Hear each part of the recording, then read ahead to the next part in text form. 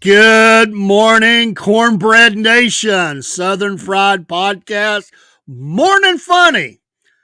You know, Robert, if you've ever taken a guy home from work because he needed a ride, and y'all worked like a really late second shift, and you sit around talking just because you was enjoying each other's company, and all of a sudden, you felt like the earth shook, and you looked up and you realized something, and great fear fell across the land. You realized that it was daytime. And you had sit up for hours talking to this guy, pre-cell phone era. And now you're trying to figure out, can you get home and get slid into bed before your wife realizes what's happened and then thinks something bad's going on? And on the way home, you're thinking of how you're going to execute this plan perfectly.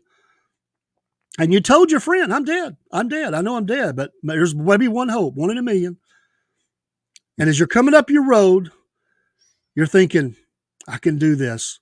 I can do this. And you turn in your driveway and you realize, to your horror, the front door is open. And you realize you have to walk in the tribulation zone. And you came through the door and you said, I can explain this. If you've ever had something like that happen, you're one of us. Yeah, I was feeling a little bit ornery the other day, and I was riding around with Uncle Jeb and his girlfriend. You know, I can't drive anyway, so I was sitting in the back seat. And out of the blue, because I thought it would be funny, Oh, man. I looked up and say, Uncle Jeb, who's that gal you was talking to the other day? See his girlfriend's head go. I was looking at the back of her head. I couldn't see her eyes cutting, but it was implied. And she said, what girl? And he looked up in the rearview mirror with fear in his eyes and said, what are you talking about? You know that girl you was talking to the other day. I wasn't talking to no girl. And you go, oh, yeah, that's right.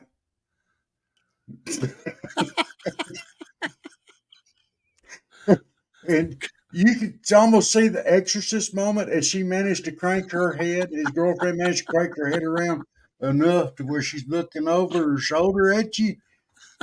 And she says, what girl was he talking to? You might be one of us.